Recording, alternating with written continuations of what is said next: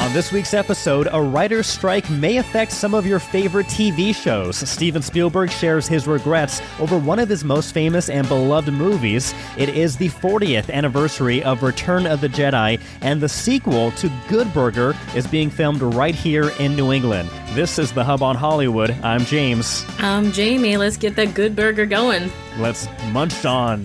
Munch down. On. Let's do it. With some orange soda.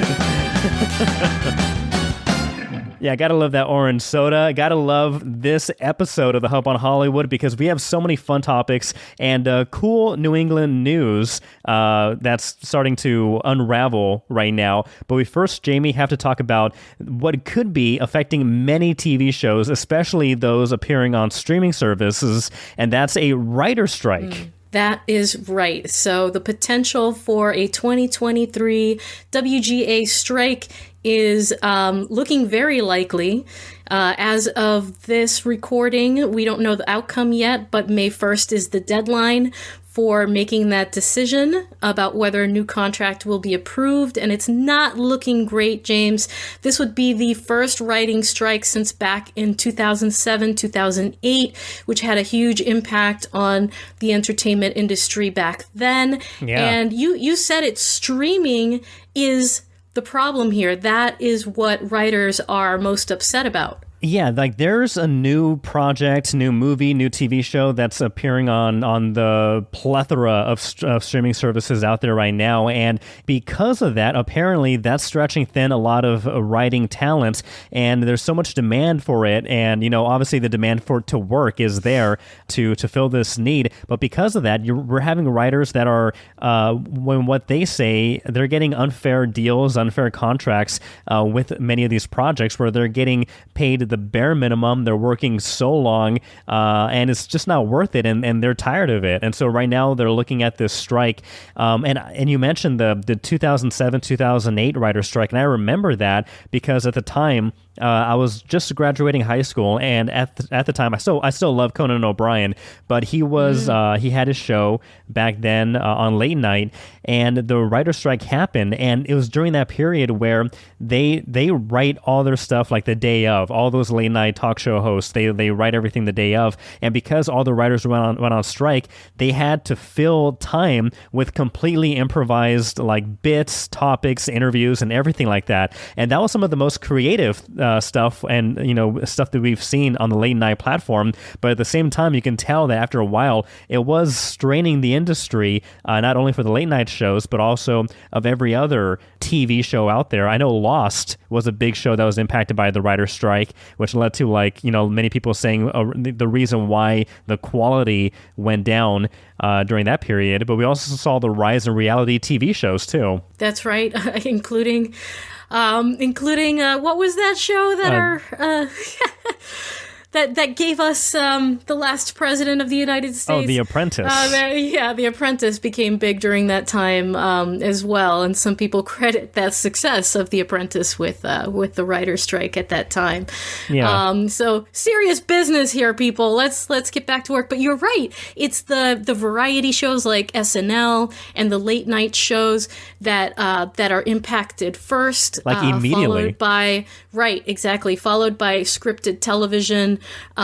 But ironically, it's the streaming shows that are the biggest issue here, but might be the least impacted because they film so far in advance that they might have enough content to hold over on the streaming services. I just wanted to mention I was totally Team Coco all the way back then too. Yes, and that was some of the best watching, everything that they came up with during that time, all of that improvisation.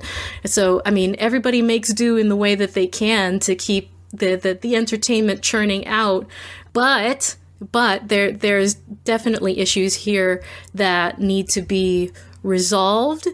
And we've been seeing a lot of this. We've been seeing a lot of people standing up and challenging what has been the status quo in the entertainment industry lately. Not too long ago, right, there were the contract negotiations with SAG where they're like, we're tired of working 20-hour days and 18-hour days, like regular, like 16, 18, 20-plus hour days on set that leads to all of these dangerous conditions and whatnot.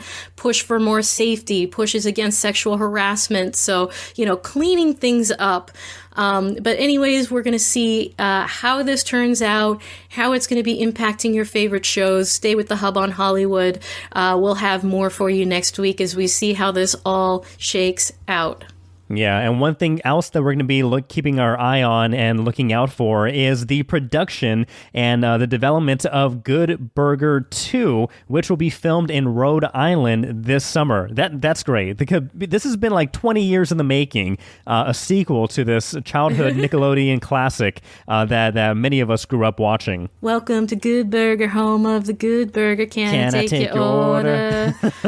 Keenan and Kel, right? Cult classic, coming back. Good Burger 2 by Nickelodeon. So if you're interested in being considered for a part as an actor or extra, so this is not only background. If you want to be, acting alongside Keenan and Kel and stealing some of that orange soda for yourself, you are going to want to go to bostoncasting.com and sign up there. Put in all of your information. You can sign up for free, and you will be able to get the notifications there and put yourself forward to be considered for positions in Good Burger 2, which starts filming in Rhode Island in mid-May and, goes for 6 to 8 weeks after that. So that's going to be a really fun one to play with. You could be working side by side with Kenan Thompson and Cal Mitchell. Now, the details of the sequel have not been released, but it's good to see both Kenan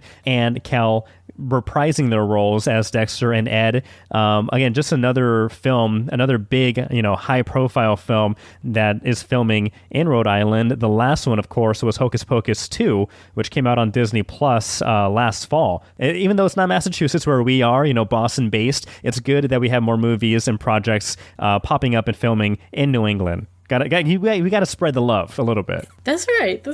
All over New England. I mean, Rhode Island has a very robust film industry as well, and a tax credit, just like Massachusetts. So very, very happy to hear it and see it. We've got other big projects that are underway right now, including The Perfect Couple out on Cape Cod. So we will have our list of casting calls at the end of this episode. So stick with us here on the Hub on Hollywood. We're going to keep trying to get you in the movie. Yeah, absolutely. So we have no regrets over that tax credit here in Massachusetts, which has become permanent. But you know who does have regrets, Jamie? Who's that? Steven Spielberg, the legendary, iconic director of our era. He says that he has one big regret over one of his most beloved films, and that being E.T. You've watched E.T. the Extraterrestrial, right? Yes, of course. Of course. Of classics, a classic, right? Yeah, starring Drew Barrymore, a baby young Drew Barrymore. It holds up. It was great. And so when I was growing up, I watched it, countless times on VHS. But during its 20th anniversary, I remember, I believe it was 2002, so I was around 12 years old. For the 20th anniversary, E.T. was re-released in theaters. And that's when they kind of had, they of course, they kept many of the practical E.T. effects, but they also incorporated new, you had like a CGI E.T. and some of that was hit or miss or whatnot. But one of the big misses, and I remember the controversy at the time, was there's a scene where right before all the boys, they take off on their bikes, literally like take off in the air and fly over federal agents who are blocking the road. There's a scene where federal agents in the original are holding, handguns, shotguns, rifles, and they're kind of like bracing themselves for the boys and E.T. Before they get there. Well, for the 20th anniversary re-release in theaters, they actually edited out all the firearms and replaced them with walkie-talkies. So you just have like FBI agents of the government, holding walkie-talkies as the kids fly over.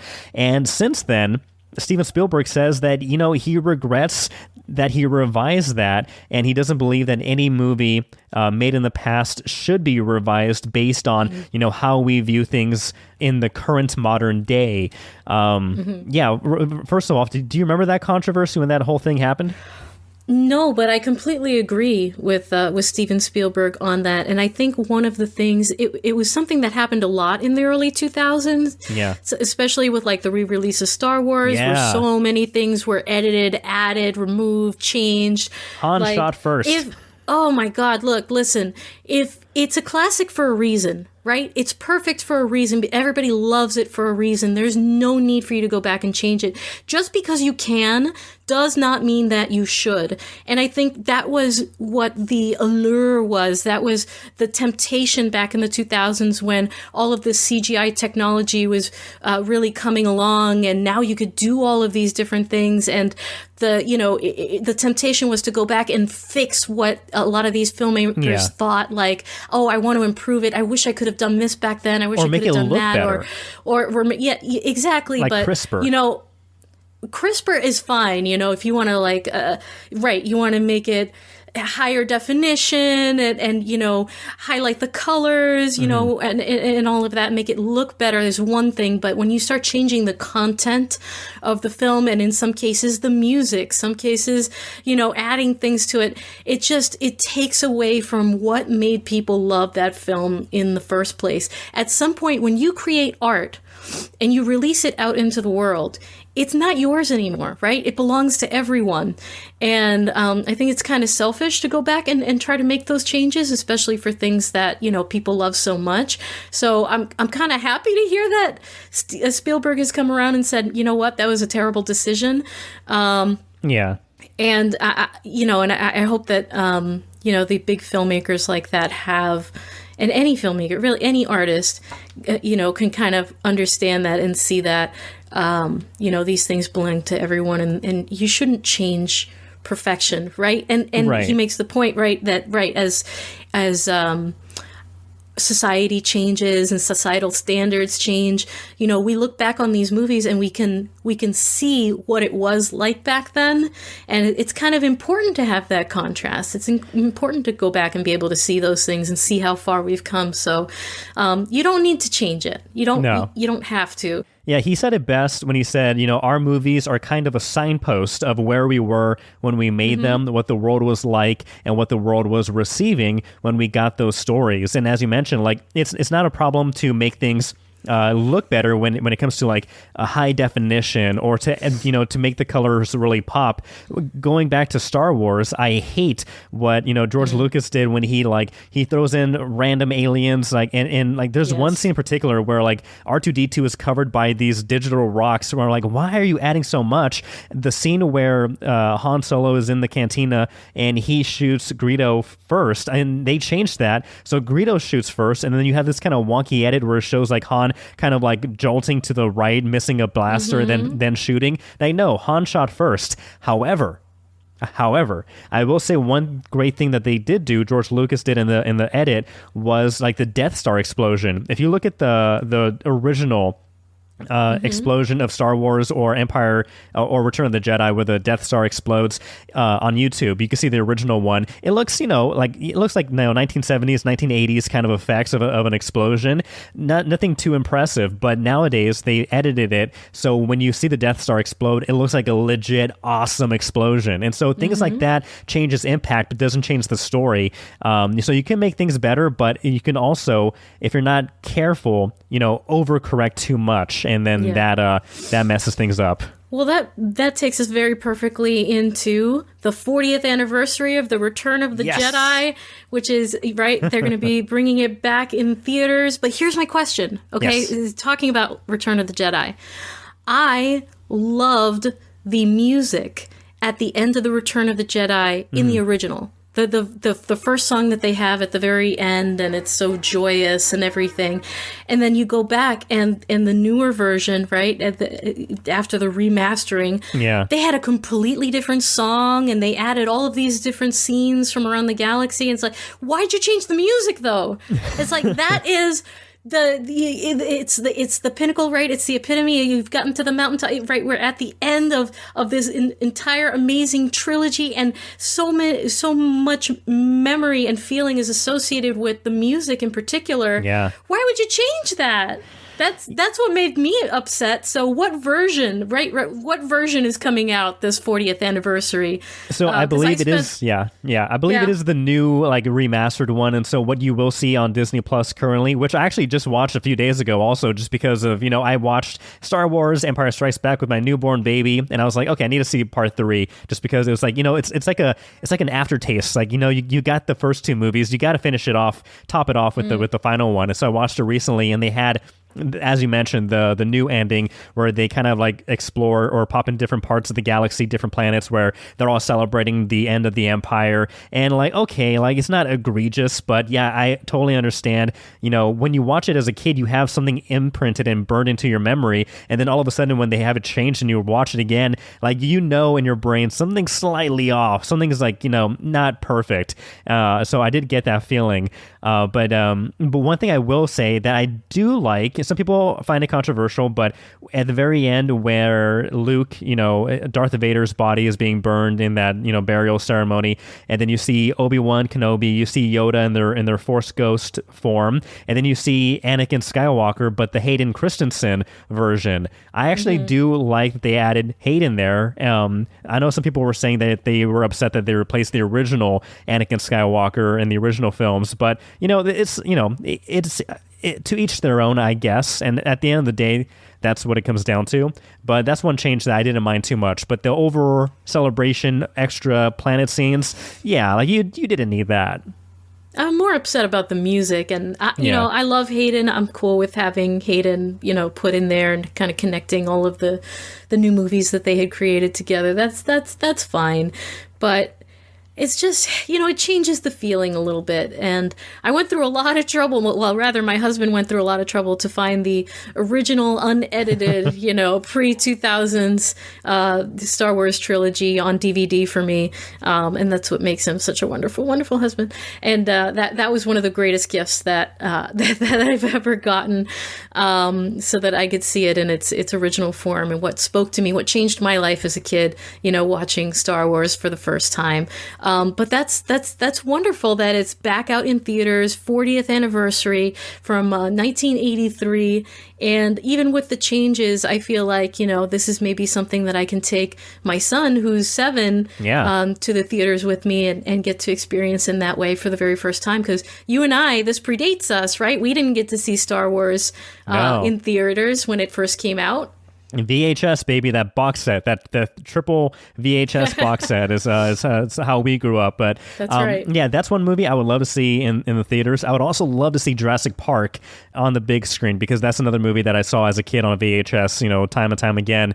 And so that would be a great one to see in the movie theaters. But yeah, to just wrap up this topic about the 40th anniversary of Return of the Jedi, I found somebody posted on Twitter like a news report showing people's reaction, lining up to watch opening day back in '83. So you have all these people that are super excited. They're like, this is 3 years in the making from Empire Strikes Back to this. They're really excited, and then afterwards, you just see everybody's reaction coming out saying, they were speechless after seeing the movie. They were surprised, Darth Vader revealed himself to his son, taking off the mask, the helmet. People saying it was fantastic. It was really, really good. They're going crazy over this. So what a time to be alive.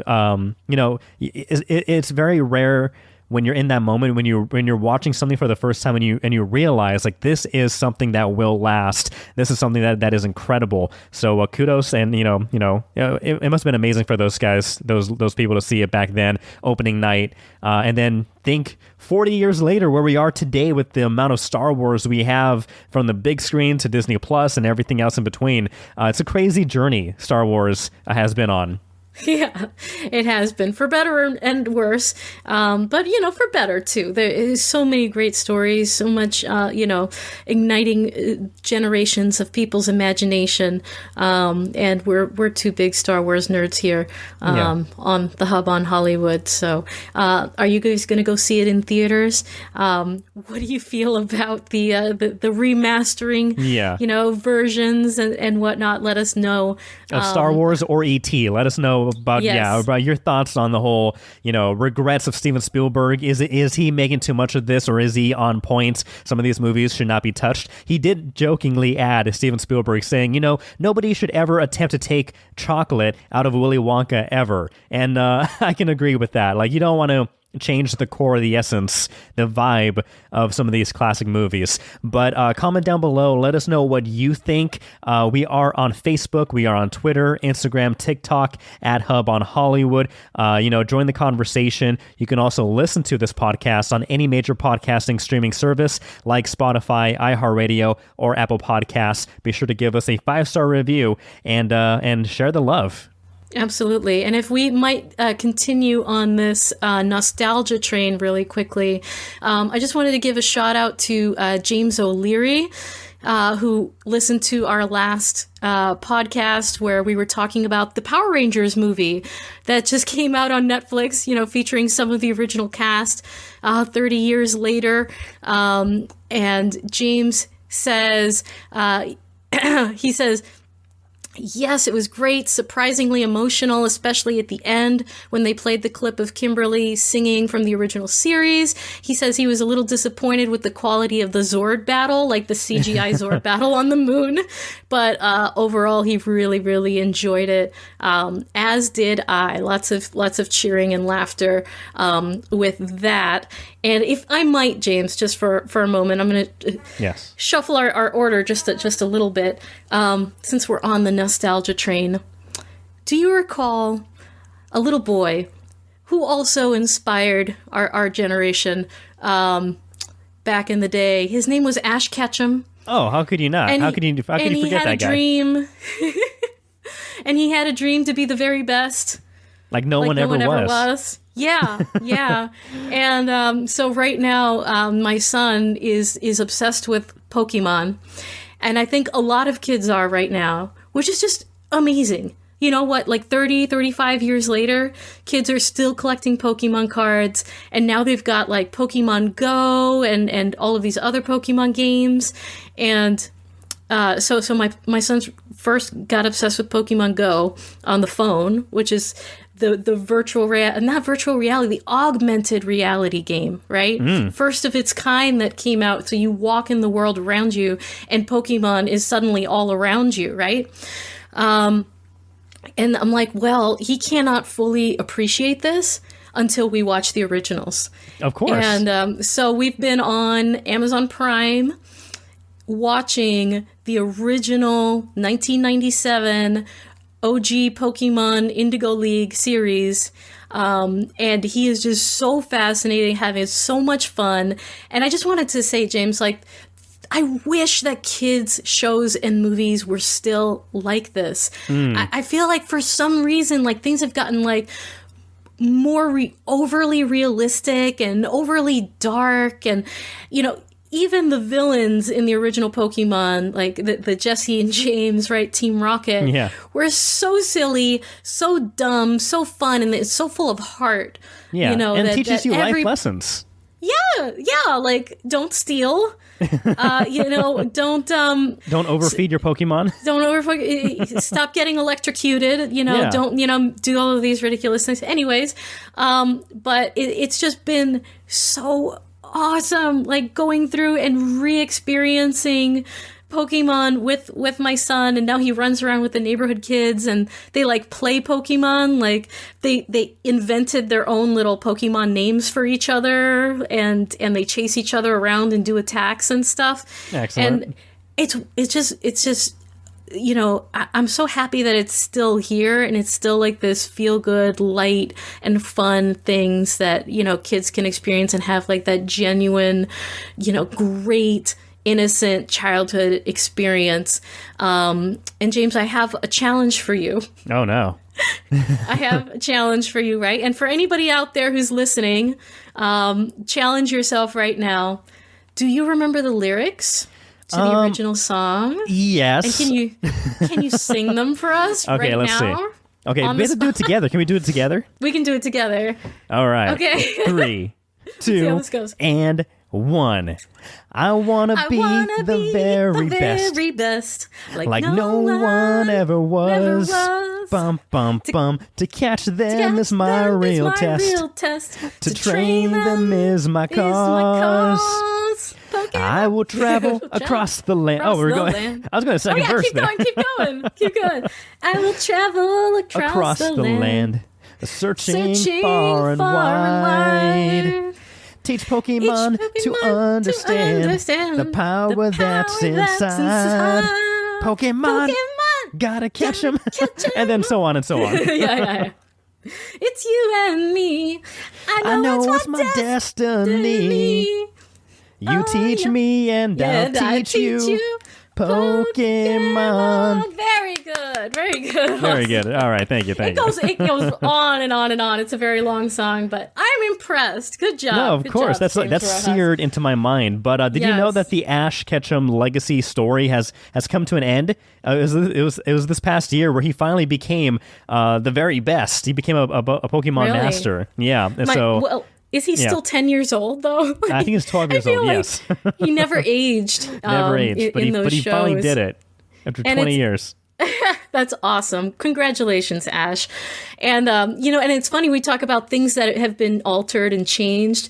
So what I'm discovering is that the original, Japanese version of Pokemon, there were some things that were just a little too spicy, right? A little too spicy for American audiences and for kids. And just going back and trying to find some of these episodes, I'm like, oh, hey, why does James have a full rack, he's in a bikini and he's got boobs and stuff, and there's Jesse and James naked in a hot spring together. Oh, goodness. Oh my goodness, do I just not remember this, or did this not air? That's funny too. So I just you're not gonna be showing your kids that one, right? Right, yeah, I can see how, for American audiences that wasn't going to fly. But yeah, we're just having lots of fun. And it's available on Prime, and various other streaming services have, all of the seasons of the original Pokemon. All right, excellent. Well, let's talk about this other show that is unlike Pokemon, but it's very similar to its roots, which is because I recently had a baby. My wife and I had a baby. We've been inside a lot, have not had the chance to go out and see anything new. So we've been, relying on some of our favorite shows that we love to watch over and over again. Shows that are very, I don't know, what's the word? Just it's reliable, nostalgic. They feel good. It's reliable, yes. nostalgic. You can always go back to it over and over again. Well, one show that we've gone back to is this short-lived series, Lethal Weapon, based off the movies, but this is a series that was on Fox from 2016 to 2019, based off the same characters from the classic movies. And if you haven't watched or heard of the series because it was short-lived, I highly recommend it because it's a fantastic show. It's a fantastic show that, unfortunately, was cut too short because of insider bickering and squabbles. But man, this show has it all. I'm going to describe it really quick, and hopefully I can sell it to you, okay? Go for it. Okay, let's see. Perfect. So, Lethal Weapon, the series, we follow Martin Riggs, played by Clayne Crawford, a slightly unhinged cop who is partnered with a veteran detective played by Damon Wayans, who is trying to maintain a low stress level in his life, which, of course, is very hard to do with this man who lives on the edge, Martin Riggs. Like I said, this short-lived show is incredible. All the characters are so fun to watch. The acting is funny. The performances are funny, dramatic, gut-wrenching at times, and the action sequences, some of the best action sequences I've ever seen on television. I'm talking movie quality stunts, from car chases to fights to shootouts. This show has it all. I recommend the first 2 seasons. They made it to 3, but because of fighting, insider Right. fighting. Not all the characters return for season 3, but seasons 1 and 2 are solid, and I highly recommend watching it. You could rent it on, I believe, Amazon Prime. My wife actually bought on Amazon Prime the seasons 1 and 2, so we could just watch it whenever. And right now we're going through that, restarting that one again. I highly recommend Lethal Weapon. All right. Okay. Yes. I didn't know that there was a spin-off show. So that sounds like it's in my husband's wheelhouse. We're going to have to check that out. It's so fun. I'm glad. And we need more of that. Definitely. We need things that are more fun and more light. But, speaking of things that we were watching, you recommend that one. There's one that I've been watching lately with my husband. And, I'm really on the fence. He likes it a lot more than I do. So, maybe you be the judge. But it's called Mismatched on Netflix. So there's a lot of, have you seen like Indian matchmaking shows? No, not really. James? So that's that's pretty popular on streaming services as well. Except this is a show, a series. So it's about this teenage girl. She's 17 years old. Her mother is obsessed with the idea of her getting married. She's only 17, obsessed. And so she goes away to this class, right? She was able to take a summer program, like a college type program, and gets set up by her mother without her knowledge.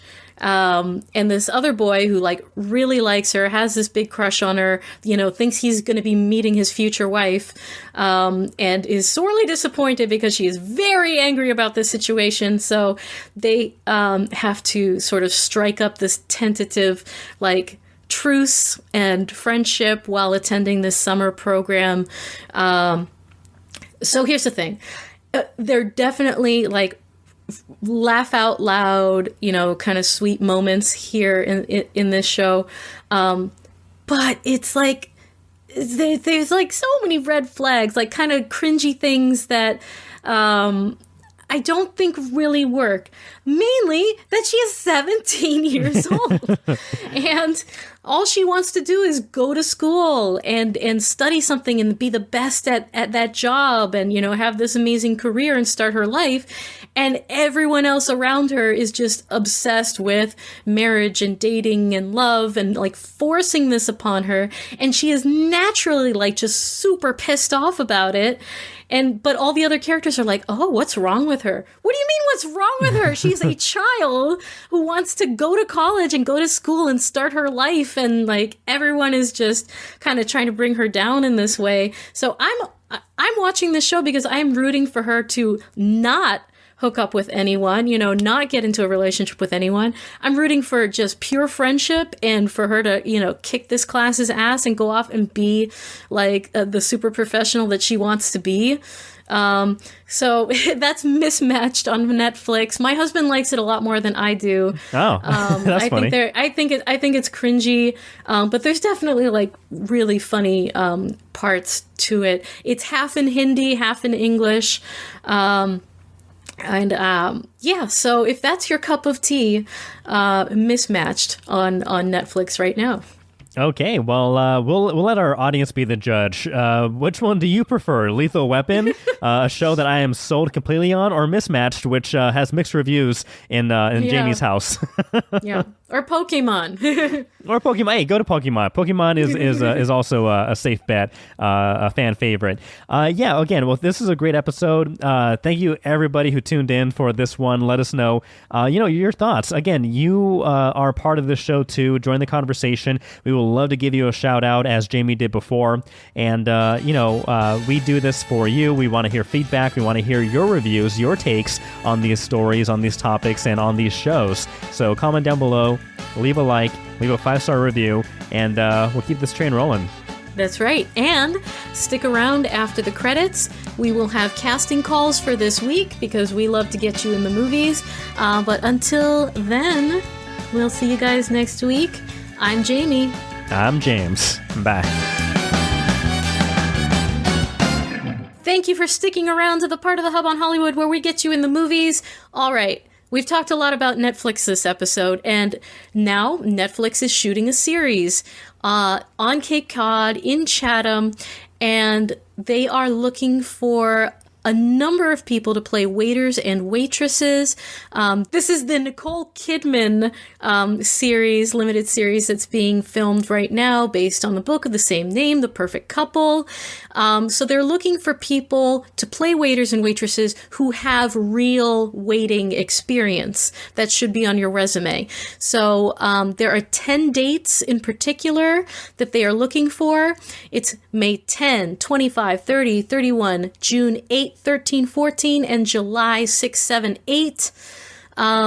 If you are available for those days and you have some waiting experience, go ahead, sign up with bostoncasting.com. Let them know your availability. It's free to sign up and get these notifications. So that's the big film that's filming right now, and there's constantly casting calls going on for that. We let you know about the Good Burger 2 movie that's coming to Rhode Island. That's also through Boston Casting. So go ahead, don't wait. Make a free profile for yourself today. Excellent. Slate Casting looking for teens with a driver's license. No acting experience necessary for this upcoming project. This is taking place in D.C., Maryland, and Virginia. They're casting in those areas. So if you are a teenager, if you know a teenager with a driver's license, have them send photos, names, ages, contact information, agent if they have one, where they live. Send all that to slaterealpeoplecasting@gmail.com.